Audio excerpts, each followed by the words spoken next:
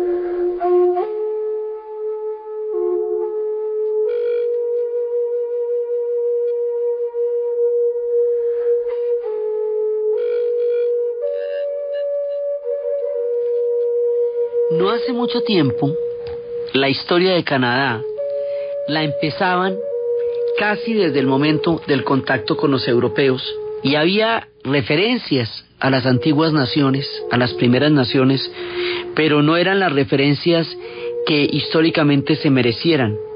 Se hablaba de la llegada de Champlain y se hablaba de la llegada incluso de los vikingos, pero se hablaba de la llegada de los europeos, sobre todo de los franceses, y un poco desde ahí, básicamente, ¿no? Que habían llegado y que habían fundado las primeras bahías, les habían dado nombre a las primeras bahías. Pero a partir de un proceso de investigación histórica, de reivindicación cultural y de movilización de los pueblos, la historia es mucho más antigua. Los europeos llegan en la última parte, digamos, de una historia muy, muy antigua. Resulta que las primeras naciones, esta reivindicación histórica y absolutamente veraz, digamos, que se hace sobre la historia del Canadá, nos habla, y esto es muy importante, de una historia que ha existido durante aproximadamente 30.000 años. Teniendo en cuenta que en el Brasil las primeras vestigios de población datan de 14.000 años, y eso es bien abajo. Aquí llegaron mucho antes. Se dicen que llegan, o sea, las excavaciones dicen que llegaron procedentes de la Siberia por el puente del estrecho de Bering, que eso antes era un puente, o sea, era un pedazo de tierra que estaba unido. ¿Cómo y por qué llegaron? Dicen que llegaron detrás de los animales, detrás de los mamuts, detrás de la carne, detrás de la cacería. Los animales fueron la posibilidad de la entrada de estos pueblos al continente y al hemisferio, y desde los tiempos muy remotos, la llegada al Canadá.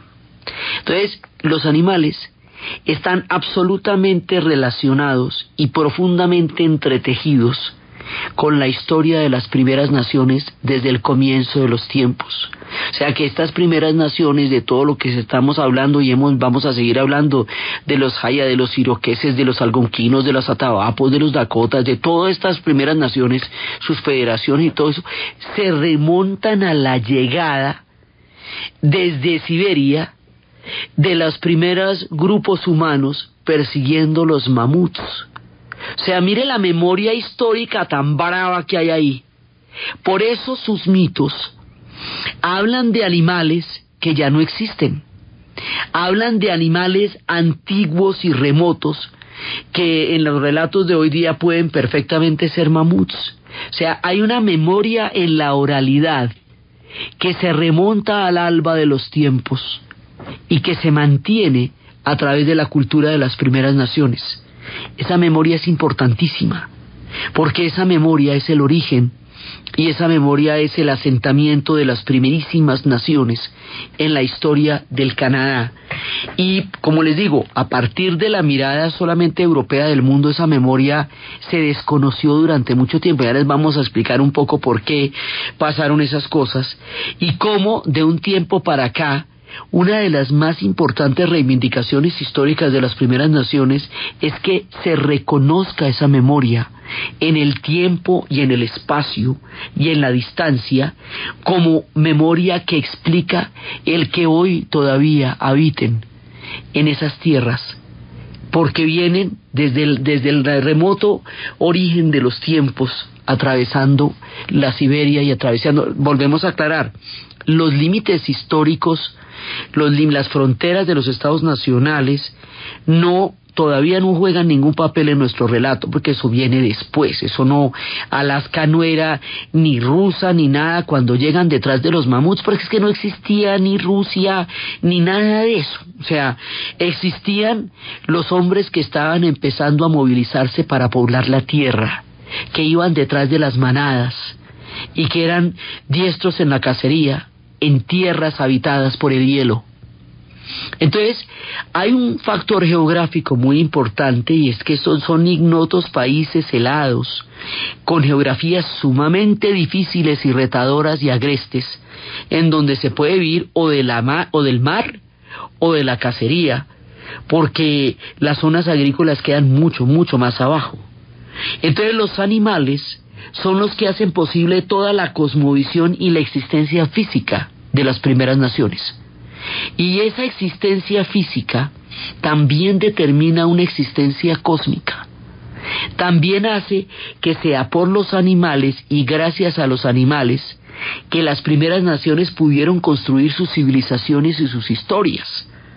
Así que los animales, vistos como espíritus que ayudan a la supervivencia, son dones de la naturaleza, de los dioses.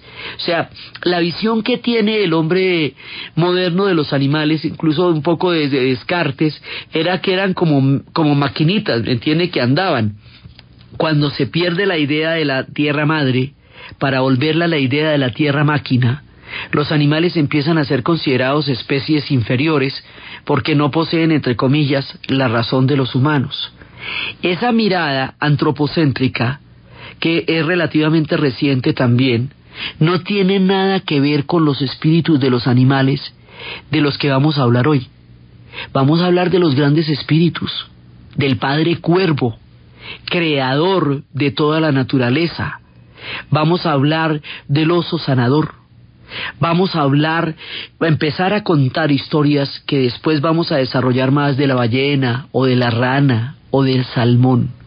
Vamos a hablar de los tótems, de qué es lo que significa un tótem. Vamos a hablar de los pueblos que crearon su relación con la naturaleza a través de su hermandad con los animales. Vamos a hablar de los pueblos que los valoraron y los hicieron parte de su mundo, y fueron ellos parte del mundo de los animales también. Vamos a hablar de una relación de paridad, de respeto, de igualdad, de reverencia de los hombres y los animales en el mundo de las primeras naciones.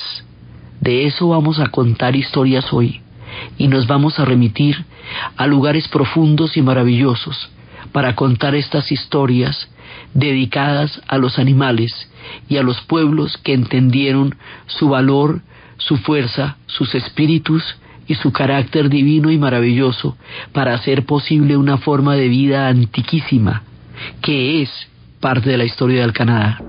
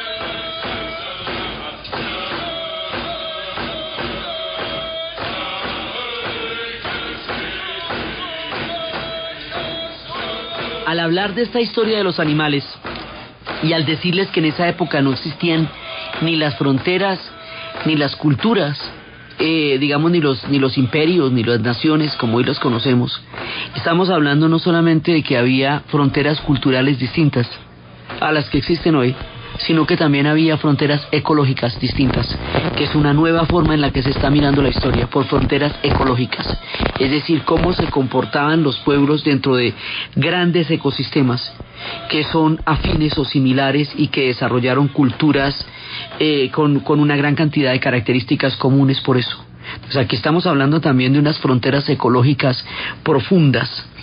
Y empezamos a hablar de héroes, por ejemplo, hay leyendas de gente que era capaz de achicar el tamaño de los caribús para facilitar la caza. Y hay toda una mirada alrededor de eso. Entonces, por un lado están las cosmovisiones, por un lado está cómo se creó el mundo, por otro lado están las representaciones. Y esas representaciones son los que nosotros más conocemos, que son los tótems. Pero los tótems, si los vamos a ver, son muy recientes. En realidad, si vamos a ver cómo son los tótems grandes, cuando llegaron los franceses, no encontraron tótems. Fácilmente no hay registros. O sea, en esto estamos también refiriéndonos a registros escritos. No tienen registros cuando aparecieron ellos, estamos hablando de 1700. Cuando llegaron allá no había así registros propiamente dichos. Cuando entraron, incluso cuando llegó Cartier en 1541 o cuando llegó Champlain en 1567, no había una representación de tótems. Entonces no son tan antiguos como uno se puede imaginar, pero aquí hay un sortilegio de la enorme civilización de los pueblos comerciantes de lo que hoy es la Columbia Británica. Y es que ¿se acuerda que les habíamos dicho la vez pasada que estos pueblos eran grandes comerciantes?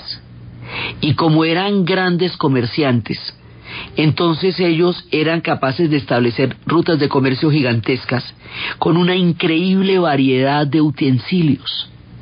Así que cuando la llegada de los europeos empezaron a aparecer las hachas, y cuando empezaron a aparecer las hachas, como la manera como los europeos lo usaban, además porque los franceses van a llegar como tramperos, como cazadores de pieles.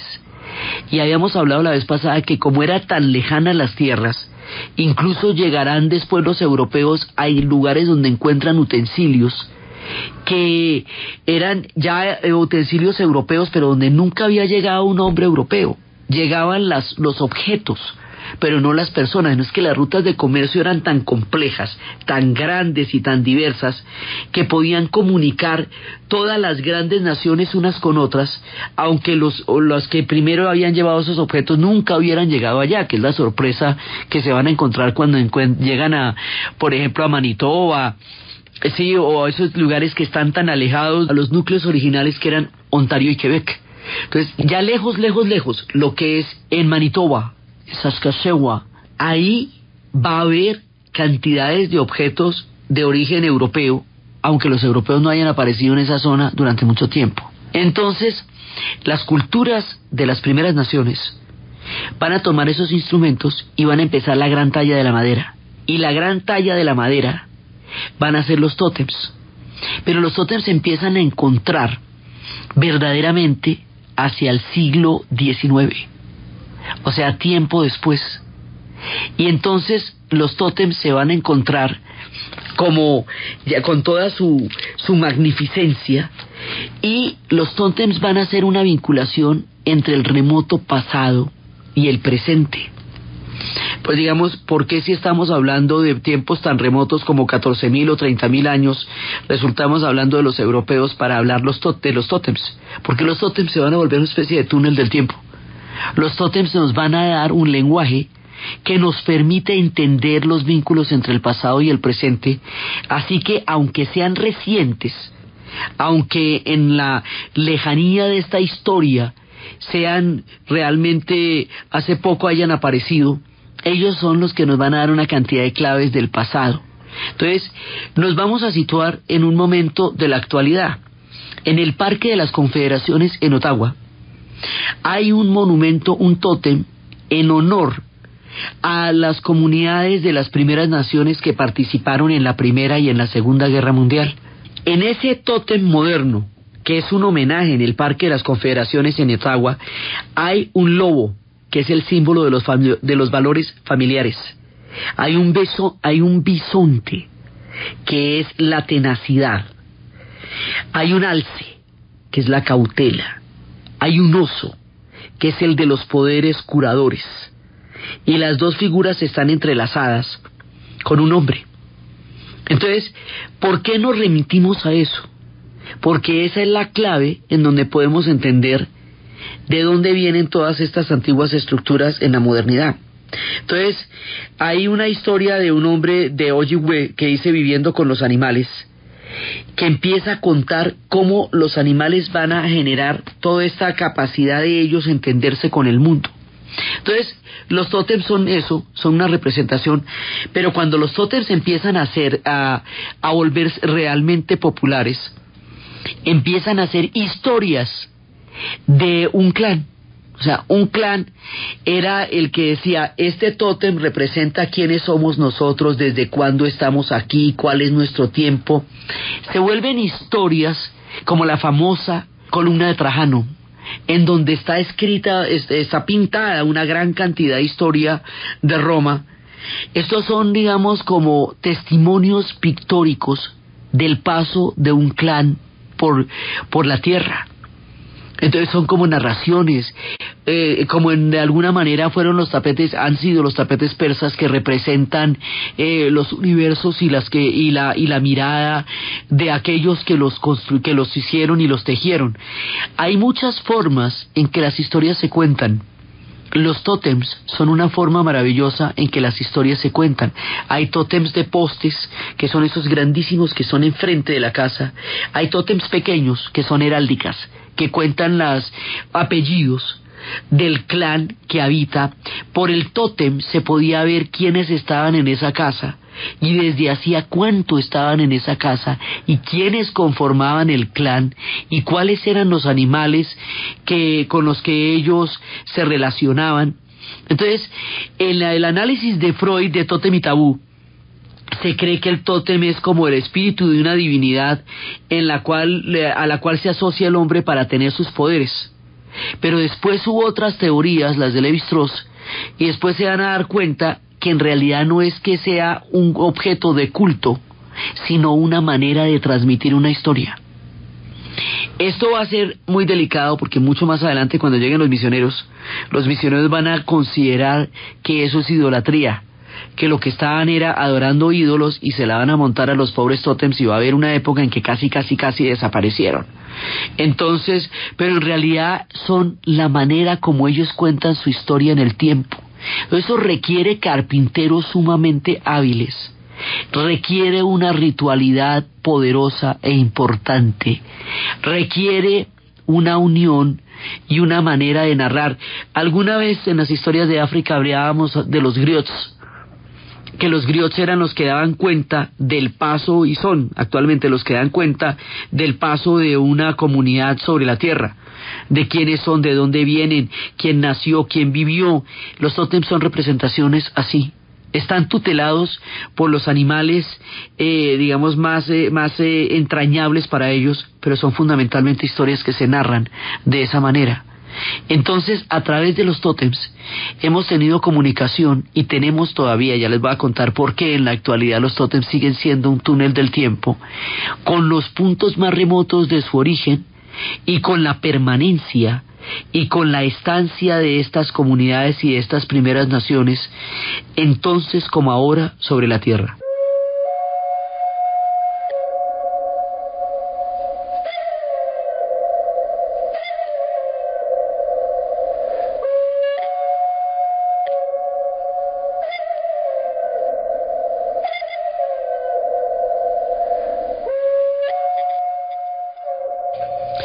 Aquí, en este paso de los tótems, vamos a la pausa comercial.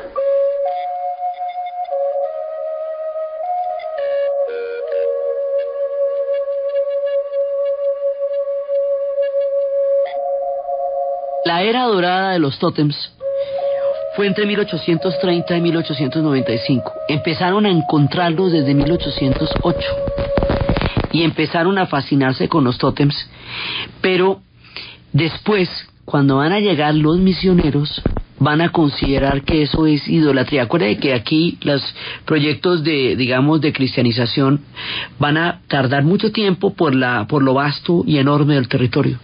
Entonces van a llegar allá los misioneros, van a considerar que estos tótems son idolatría, y como en su visión del mundo adorar ídolos era profano, era pecaminoso, entonces empiezan con la destrucción de los tótems, por un lado. Por el otro lado, la llegada de ellos va trayendo una cantidad de enfermedades. Incluso antes de que llegaran los primeros contactos, van a traer viruela y van a traer enfermedades que van a diezmar enormemente la población indígena, lo que hace que, por ejemplo, entre los Cobaycult se pase de 17,000 personas a 2,300 personas para 1890. La destrucción, la catástrofe demográfica que se va a producir por las enfermedades y la prohibición hace que la talla de los tótems se vea diezmada, primero porque la gente que los sabía hacer va a morir, y segundo porque esto se va a complicar hasta el punto en que de 1884 a 1951 existió una ley que prohibía los tótems, que los proscribía. Así como les digo, eso, digamos, antes de llegar a ser todo lo tolerantes y maravillosos que son las canadienses, como muchos pueblos cometieron muchos errores. O sea, ellos no nacieron perfectos, sino que, y la gracia que tienen es que ellos van aprendiendo de su propia historia y van en el camino arreglando muchas cargas. Esta fue una, la prohibición de los tótems. Entonces, imagínense lo que va a pasar. Entonces los antropólogos, que se dan cuenta del valor, empiezan a comprar esos tótems y a sacarlos de allá, y eso por supuesto va a terminar en los museos de Berlín y va a terminar en los museos de Europa y en las colecciones privadas como formas maravillosas de una cultura que se estaba extinguiendo en ese momento. Después, en 1951, y entre el 55, ni siquiera el 51, entre el 55 y el 75, empieza, cuando se deroga la ley, empieza la recuperación activa de todos esos tótems. Todos los pueblos se vuelven a organizar, y para volver a hacer los tótems, después del tiempo de la prohibición, tienen que volver a encontrarse con sus costumbres ancestrales, con sus orígenes, con sus pueblos, y ahí es cuando empieza el túnel del tiempo a hablarnos de muchas cosas que se habían perdido en este largo y terrible silencio de la historia alrededor de todo lo que nos cuentan los tótems. Entonces, cuando tiene una figura humana, es porque ahí hay un sitio de interés. Pero generalmente la narración entre el animal y el hombre, eso lo vamos a ver también en los mitos, ellos no son distintos de los animales y los animales no son distintos de ellos. Comparten una capacidad de transformación. Después vamos a ver que en los mitos los hombres y los animales se transforman indistintamente entre los unos y los otros. Así que los picos, si hay picos de pájaros o si hay ojos, cada uno de estas representa una cualidad de la historia que se está contando a través de la figura de los animales, pero estamos hablando del clan. Y estamos hablando del clan de los grupos de población a través de figuras animales que están contando la historia de las personas, porque su grado de compenetración y de vida con los animales hace que ellos no sientan una distancia real entre el mundo, digámoslo así, humano y el mundo animal. Y los tótems fusionan estas visiones del cosmos y van contando cómo es la historia de esta gente. Entonces, a partir de todos los grandes movimientos, los tótems volvieron a ser una representación importante en la modernidad de las muy antiguas naciones. Y así, hoy por hoy, se hacen en las grandes comunidades de las primeras naciones, y se hacen de la siguiente manera. En la parte de abajo, el maestro, el tallador, el carpintero hace la base, porque ahí está la importancia del tótem. Los aprendices hacen la parte de arriba, que ya es la que va para el cielo, es la menos importante, es la que está en la tierra, la que le da toda la importancia al tótem. Cuando un tótem es demasiado viejo, ya ha pasado el tiempo para que los haya demasiado viejos, el tótem cae o lo tumban para construir otro idéntico. Para volverlo a hacer tiene que venir el mismo clan y el mismo carpintero, y si no hay un carpintero dentro del clan capaz de hacerlo, van a donde el clan de al lado para que el carpintero lo haga bajo la estricta supervisión de la familia del tótem original. Cuando el tótem está tallado de acuerdo con las perfectas condiciones, en ese momento se hace una ceremonia ritual y unos bailes que significan el levantamiento del tótem, the rising of the totem. Y eso es una ceremonia de una gran importancia, y así los tótems se reemplazan en el tiempo con el honor y la ritualidad de que continúa la historia, y es a través de estos modernos como nosotros sabemos un montón de historias contadas por ellos mismos de la ancestralidad y de la antigüedad de las primeras naciones en el Canadá. En el Museo Antropológico de Vancouver hay unos tótems verdaderamente maravillosos que dan testimonio de todo esto. Hay misterios porque muchos de los tótems de los canadienses se parecen a los de los maoríes en Nueva Zelanda, pero no hay mucha investigación, o sea, todavía no se sabe mucho por qué, ni cuáles son los contactos, ni de qué manera, pero hay muchas similitudes entre unos y otros. Entonces los tótems van a ser una de las fuentes a través de los cuales nos vamos a poder relacionar con la ancestralidad y con la muy antigua historia de las primeras naciones, y es incluso lo más llamativo, lo que la gente más conoce.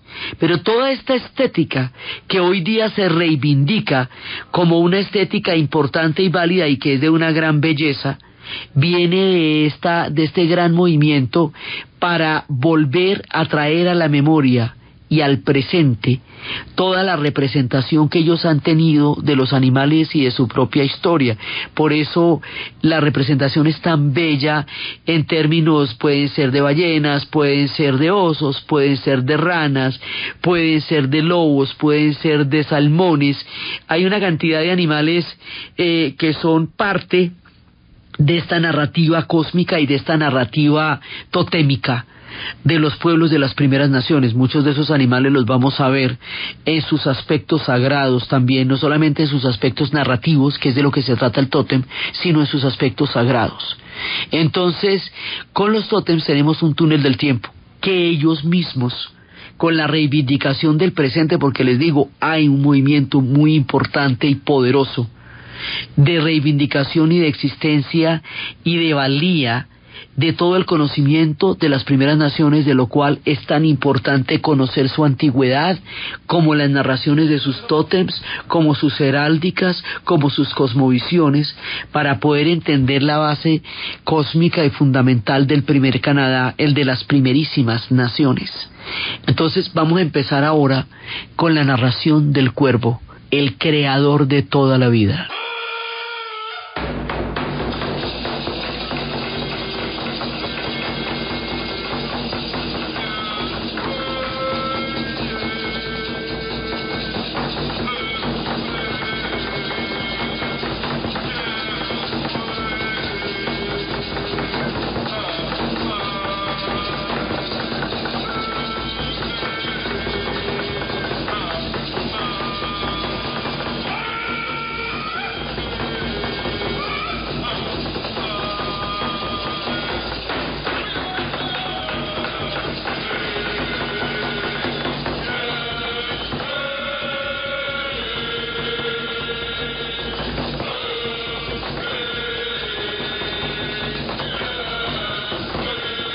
El oso, el castor, los pájaros, las ranas, el cuervo. El cuervo nosotros no llamamos, el tipo de cuervo del que vamos a hablar no existe aquí, porque es muchísimo más grande que el cuervo que nosotros tenemos y tiene un sonido particular. Ese es el tipo de cuervo que se encuentra en Canadá, que se encuentra en Japón, que se encuentra en esos, digamos, como en esas latitudes. Son animales mucho más grandes. Y es muy importante. Está también el salmón, la ballena, los lobos. Inclusive hoy por hoy la gente del Canadá tiene una relación cotidiana, permanente y entrañable con los animales. O sea, los animales son una constante en el mundo de los canadienses antiguos, de las primeras naciones, y los canadienses contemporáneos. Entonces, este animal, the raven, ellos lo llaman raven, es un cuervo. Él tiene una cantidad de características y de particularidades. Él es astuto, él es divertido, él es un espíritu que puede llegar a ser burlón o puede ser grandioso. Entonces lo vamos a ver en el caso del sol y lo vamos a ver en el caso de la luna. En el caso del sol, el cuervo, dicen los inuit. Los inuit son los grupos que están arriba. Se les ha llamado también esquimales, pero hay una connotación del lenguaje que hace que ellos no reconozcan esa manera de llamarlos. Se les llama los inuit. El mundo los ha conocido durante mucho tiempo como esquimales, pero en realidad son los inuit. La gente que está en la parte más helada, en los puros hielos. Entonces ellos cuentan que en el principio todo era oscuridad. Hay que tener en cuenta una cosa en el Canadá. Ellos, como hemos dicho muchas veces, tienen inviernos larguísimos. Significa que tienen mucho tiempo de oscuridad. Ese sol permanente que nosotros tenemos aquí en este país y en América Latina, casi en casi toda, allá no lo tienen sino raticos. Entonces el tema de la oscuridad y el tema de la luz es un tema para ellos muy importante. Nosotros damos la luz por sentada, pues porque siempre está ahí, no, el sol siempre está ahí. Cuando no está es porque llueve, pero no porque no esté, sino porque llueve. Pero no es que nos vaya a oscurecer el día a las 4 de la tarde ni a las 3:30. Pues a ellos sí, y esto les pasa durante 4 o 5 meses, ¿ve? O sea, a las 2:30 de la tarde ya empieza a descender, a oscurecer el cielo. A las 3 ya está como en especie de penumbra. A las 4 ya no hay luz. Y no hay. Así que el tema de la oscuridad y de la luz para ellos es un tema importantísimo. Hay que entender que estamos hablando de otras geografías. Entonces empiezan a contar cómo los animales tienen que ser tratados con un respeto particular. Como todos los pueblos vivían de la caza, la manera como ellos se relacionaran con los animales determinaba la manera como ellos iban a sobrevivir. Todos vivían alrededor, por ejemplo, los que andaban detrás del caribú, pues era para donde fuera el caribú que andaban ellos. Si no había caribú, se morían. Los pueblos de los bisontes, igualmente. O sea, todos están relacionados con un animal que es el que les da la supervivencia. Y los pueblos que pescadores, pues entonces la historia suya será alrededor de la ballena, y los de los ríos tendrán las historias alrededor de los salmones. Entonces, los inuit dicen que hay una serie de reglas sobre cómo relacionarse con los animales. Los animales viven en distintos planos. Hay animales del aire como el cuervo, hay animales del agua como las focas, hay animales de la tierra como los caribús. Esto no se debe mezclar. No se puede tener piel de caribú ni puesta cuando usted va a cazar focas, porque estos planos no se deben mezclar. Cada animal requiere una forma de respeto y una forma de reverencia y una forma de relacionarse con ellos para que reencarnen y sigan existiendo. Entonces inclusive había unas fiestas en las que a los animales cuando morían les sacaban la vejiga y la cuidaban mucho, y en la fiesta hacían un agujero en el hielo y arrojaban las vejigas después de cantar y de danzar al hielo, y por el hueco que se metían al agua, los animales de cuyos cuerpos habían sido extraídas las vejigas se iban por el agujero del agua hasta el fondo para reencarnar y volver en forma de caza abundante. Entonces, si usted no hacía eso, el animal de golpe no podía reencarnar y no volvía, y cada uno que no vuelva, ya eso es caza que no hay. Entonces hay muchas reglas, hay muchos planos, hay muchas fiestas, hay espíritus peligrosos, porque ellos pueden venir en forma de buenos espíritus o de malos espíritus según el resto, o no venir, que es lo peor. Entonces también hay a los espíritus de los muertos, a los que se les requiere un respeto para que no vengan en forma de espíritus malignos. Digamos, es un mundo de respeto. Entonces contaban que había un mundo de la tierra estrecha a donde iban las personas de muerte natural, y hay un mundo del pleno día a donde iban las personas que habían muerto de manera violenta. Pero todo esto, el día o la noche la luz o la oscuridad y todas las criaturas que pueblan este inmenso universo están relacionadas con el cuervo. Y el cuervo es el propio de todos los propios. Cuenta la leyenda, las leyendas obviamente varían mucho de un clan a otro, como pasa con las leyendas que tienen muchas versiones porque son muchos los clanes que creen en ellas de maneras similares pero no necesariamente idénticas. Entonces aquí hablamos de Alaska y la manera como ellos empezaron a crear el mundo a partir del cuervo. El cuervo estaba en la oscuridad, en el principio era la oscuridad, no había absolutamente nada. Pero el cuervo ya existía en plena oscuridad. Era pequeñito, débil, todavía no sabía quién era, ni que tenía esos poderes, ni que iba a ser tan propio. Estaba por ahí agachadito en la oscuridad, no oía nada. De pronto palpó y había un terreno duro, baldío, y se acercó al principio con mucha precaución. Después un poquito más de confianza, después se arrastró adelante y vio por donde estaba pisando.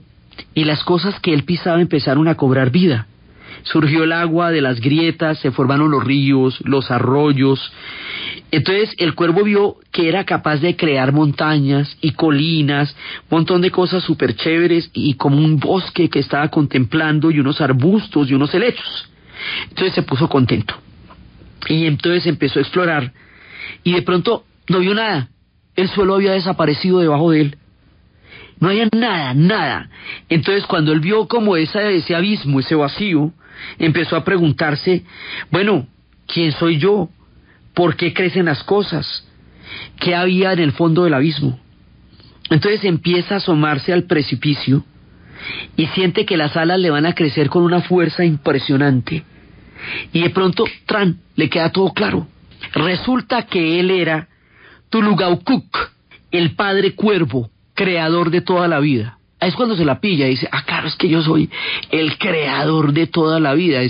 A esa pregunta de ese cuervo acurrucado, con este que está creando desde el fondo del abismo la vida, es cuando él asume su verdadera identidad y se hace consciente de sus poderes y extiende las alas y empieza a avanzar en la misteriosa oscuridad. Y abajo encuentra otra tierra, otra distinta a esa primera donde había las colinas y los valles y los arroyos. Entonces, a esa tierra que hay abajo la llama tierra. Y a ese primer lugar donde él está arriba, donde empezaron a brotar las aguas, lo llama cielo.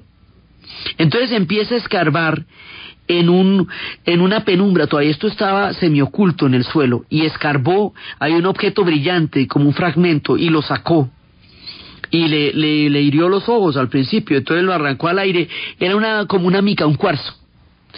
Y en ese momento, el mundo se iluminó. Eso tenía luz.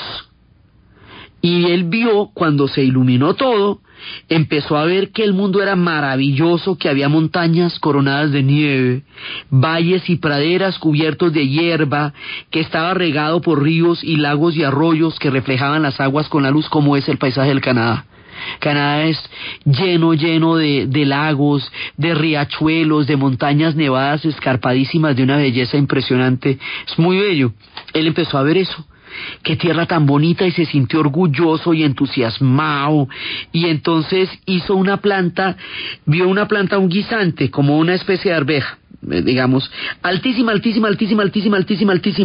y de pronto escuchó como un chasquido, y en el chasquido él encontró que salió un hombre. De la vaina del guisante salió un hombre. Y entonces dijo, qué chévere eso, bueno. Y lo vio que tenía hambre y le dio frutas. Y lo vio que tenía, pero que las frutas no le alimentaban suficiente, entonces creó un par de animales, que eran un par de caribús. Pero los hizo de afán, así que le quedaron manchaditos. Y él empezó a organizar de tal manera esta luz que había encontrado, que giró toda la tierra para que la luz quedara encima. Ese es el sol. Y él crea el sol y empieza la relación con este hombre. Este hombre está solo, así que crea una criatura de barro similar, que es la mujer, y empieza a contarles el secreto del respeto por los animales. Va llenando esto de animales cada vez más bonitos, cada vez más bellos, cada vez más maravillosos. y les dice, hay que tener mucho cuidado con los animales, hay que tener respeto, no pueden cazar sino los que necesitan, tienen que tener ritualidad con ellos, tienen que tener respeto con ellos. Y estos se fueron poblando muchas tribus humanas, y de pronto fueron tantos que empezaron a sentirse de lo más sobrados, y seguían cazando animales, y empezaron a cazar animales que no necesitaban. Y al cazar animales que no necesitaban, infringieron las reglas del cuervo. Entonces el cuervo les quitó la luz, y luego el cuervo tuvo un hijo con una oca, un cuervito chiquito. Les dejaba de la luz de vez en cuando. El cuervito chiquito se encantó con ese sol que tenía escondido en una piel de caribú, y un día se lo llevó, y el papá le dijo, déjeles ver la luz de vez en cuando. Entonces el cuervito chiquito entendió lo que le decían, y de vez en cuando sacaba la luz, y volvió a poner el sol en el lugar donde estaba, a ver si los hombres habían aprendido y respetaban a los animales. Pero ya no es a toda hora como era el primer sol, sino a raticos, o sea, hay el día y hay la noche. Y la noche se conservó por la idea de que en la penumbra y en el terror que da la oscuridad, los hombres recordaran las enseñanzas del cuervo del respeto a los animales, y que si no había oscuridad, los hombres no recordarían que tienen que respetar a los animales como el cuervo les enseñó. Así el cuervo creó el día y creó la noche, y creó a todas las hermosas criaturas y los animales del universo. Aquí empezamos con las historias del cuervo y del sol, las historias del cuervo y la luna, las historias del oso y de la princesa que fue raptada por los osos, y las historias de estos otros animales que pueblan las cosmovisiones, los tótems y el alma de las primeras naciones, de los pueblos de los inuís, y que nos cuentan del remoto y ancestral Canadá, lo que vamos a ver en el siguiente programa.